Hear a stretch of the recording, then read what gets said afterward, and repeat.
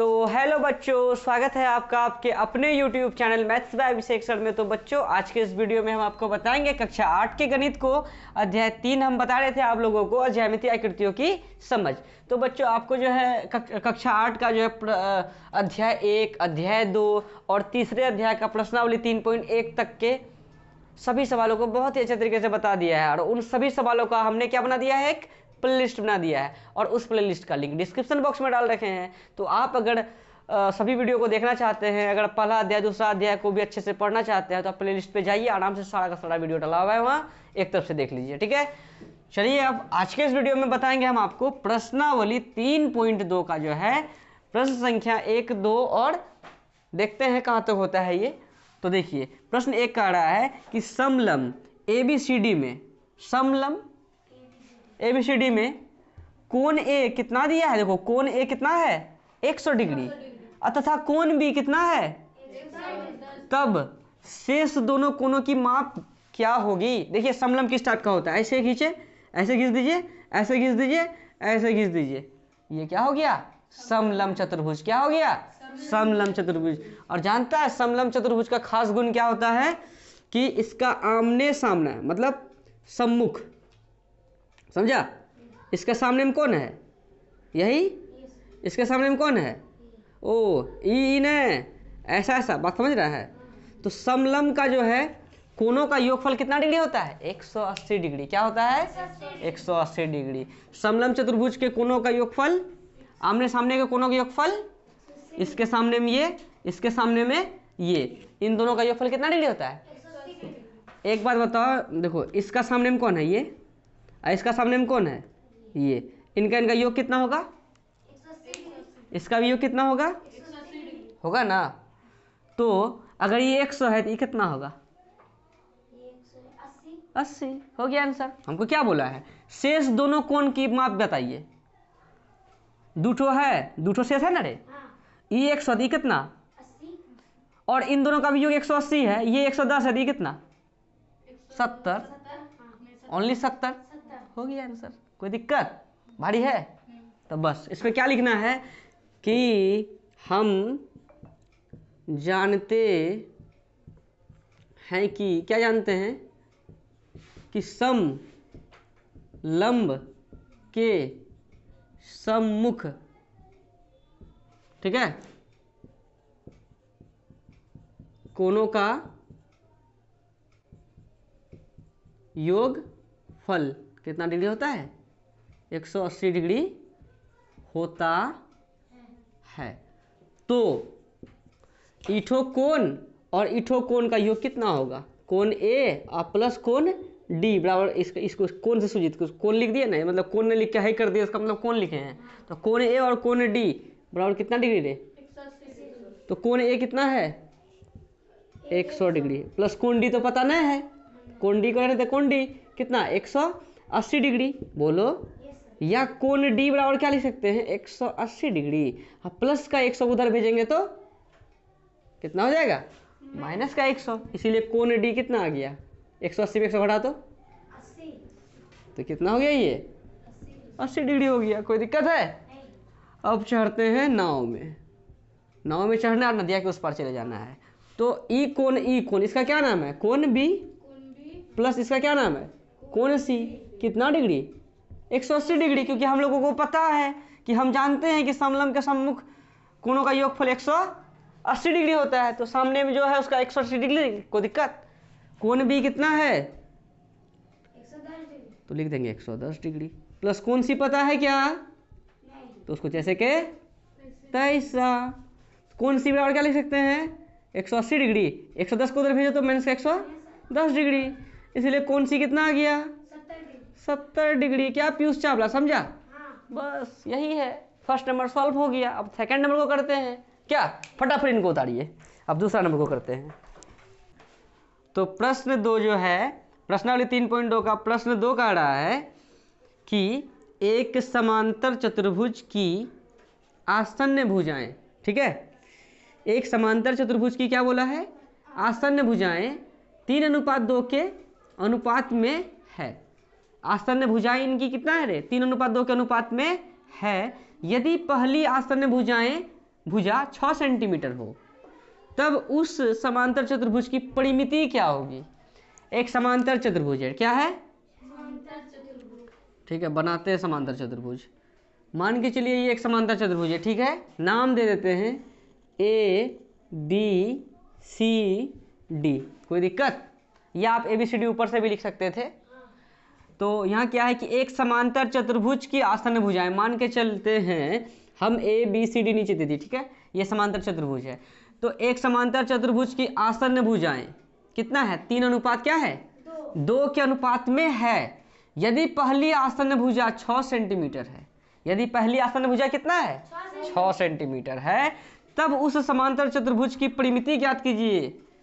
ठीक है, तो परिमिति मतलब हो गया जैसे कि यहाँ से यहाँ तक ये सबको नापना है। ठीक है, तो करते हैं। तो सबसे पहले एक बात को जान जाइए कि समांतर चतुर्भुज का जो है ना, सम्मुख भुजाएं आपस में क्या होती है? बराबर होती है। हम आपको इंट्रोडक्शन क्लास में 8 क्लास का इंट्रोडक्शन क्लास जो नहीं बताए थे, उसमें हमने आपको बताया था सभी चतुर्भुजों के गुण के बारे में। तो हमने समांतर चतुर्भुज के बारे में भी तभी बात किया था।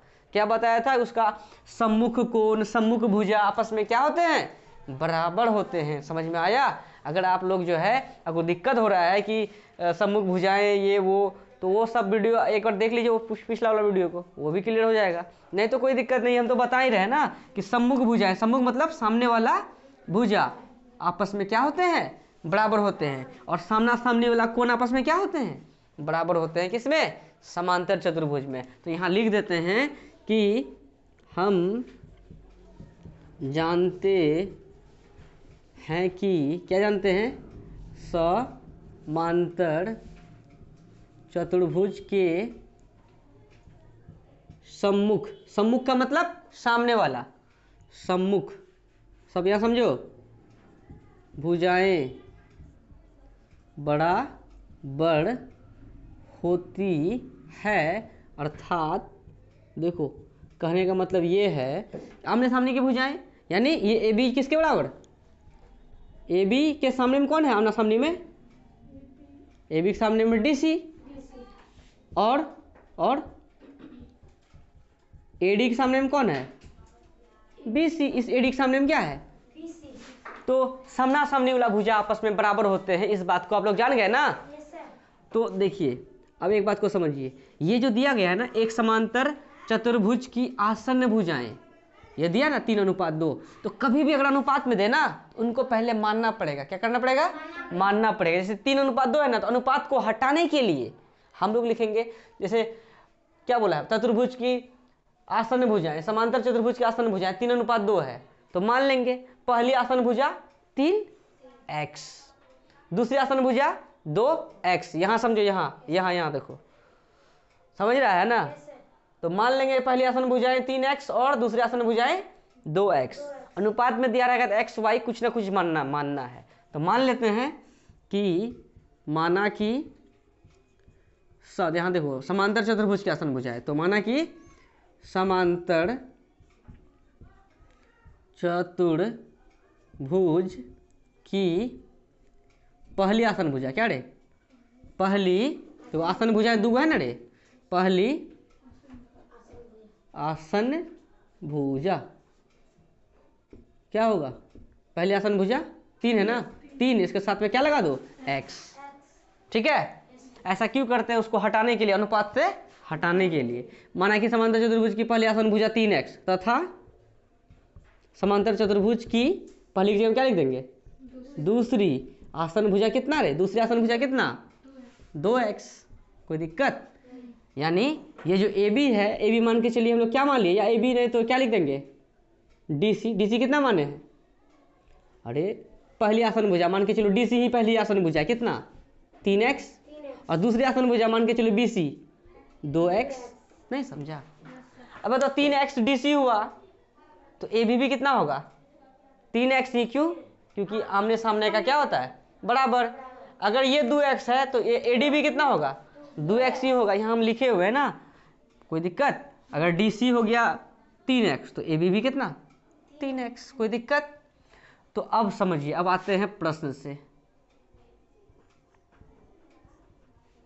क्या बोल रहा है?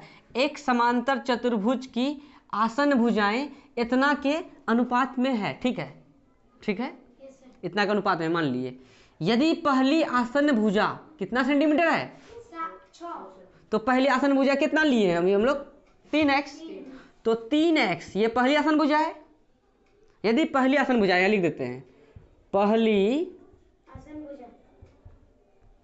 आसन भुजा कितना दिया है 6 सेंटीमीटर। बोलो पहली आसन भुजा कितना दिया है, तो पहली आसन भुजा हम लोग क्या निकाले हैं जी 3x। आप 2x भी लिख सकते थे, कोई दिक्कत वाली बात नहीं। आप पहली 2x को मान लीजिए, कोई दिक्कत नहीं है। हम 3x को मान लिए, उसमें भी दिक्कत नहीं है, कोई दिक्कत। तो पहली आसन भुजा कितना है 3x बराबर उधर कितना रे 6 सेंटीमीटर। अरे जिसके आगे हम चौथा लिख दिए। अब 3 गुना में तो भाग किस में जाएगा, भाग में। अरे 3 यहाँ बीच में कुछ क्या है, गुणन है। कोई चीज़ गुना में रहता है बराबर के उस पार लेके जाते हैं किस में जाता है, भाग में। तो 6 सेंटीमीटर बट्टे क्या लिखेंगे, 3 गुना में तो भाग में होता है बट्टे 3, 3 एकम 3, 3 दूनी, इसीलिए x बराबर कितना आ गया 1/2 करेंगे तो 2, बगल में कौन सी है सेंटीमीटर। x का मान कितना आ गया 2 सेंटीमीटर। अगर x का मान 2 आया, अगर यहाँ x का मान रख देंगे, यहाँ बीच में 3 और x के बीच में गुणा क्या है, गुना है, तो 2 गुना 3 कितना 6, तो DC कितना आ गया 6 सेंटीमीटर। अच्छा 2 गुना x का मान कितना आया है 2 ही, 2 दूनी 4, BC कितना आ गया 4, BC 4 तो यहू 4, E 6 तो E भी 6, मतलब DC 6 तो AB भी 6। नहीं समझा। लेकिन हमें क्या निकालना है पता है, उस समांतर चतुर्भुज की क्या निकालिए, परिमिति निकालिए। क्या निकालिए, परिमिति। और परिमिति का सूत्र क्या होता है देखिए, तो समांतर चतुर्भुज की क्या रे परिमिति। देखो समांतर चतुर्भुज की परिमिति क्या होता है, 2 गुना लंबाई प्लस क्या रे चौड़ाई। क्या होता है लंबाई और चौड़ाई, 2 गुना, ये देखो ई क्या है, ई लंबाई है। लंबाई कितना निकाले तुम बताओ तो 3x ना रे, 3x कितना आया, मतलब सॉरी पहले DC निकालना था, यहाँ लिखना था, रुको सॉरी। देखो तो DC बराबर क्या लिखते, DC कितना आता 3x लिखते, 3x मतलब कितना 3 गुना x कितना रे 2 निकाले है ना, 2 बोलो 3 दूनी 6 सेंटीमीटर। और क्या DC 6 हुआ, और क्या BC निकालेंगे, BC बराबर क्या लिखेंगे 2x, यानी 2 गुना x कितना, सॉरी क्या देखो ना x 2 है ना, तो 2 लिखेंगे ना, तो 2 दूनी कितना बोलो, तो DC 6 और BC 4, और DC 6 तो इसका मतलब AB भी 6, BC 4 तो AD भी 4, समझा।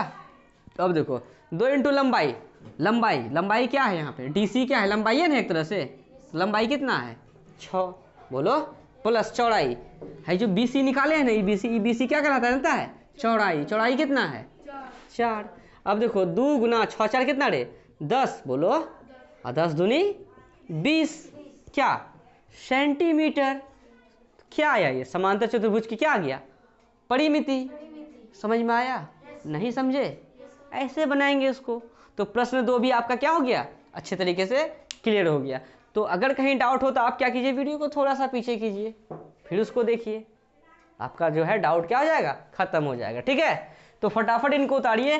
तो बच्चों आज की इस वीडियो में जो है हम आपको प्रश्नावली 3.2 का जो है प्रश्न संख्या 1 और 2 को ही बताए हैं, और नेक्स्ट वीडियो में 3 नंबर 4 नंबर और 5 नंबर को बता देंगे। बस 5 ही सवाल था इसमें, 3 सवाल को हम आपको नेक्स्ट वीडियो में बताएंगे। आज के लिए इतना ही है बच्चों। अगर वीडियो अच्छा लगे तो आप अपने सभी दोस्तों के साथ शेयर जरूर करें, ठीक है बच्चों। मिलते हैं नेक्स्ट वीडियो में, धन्यवाद।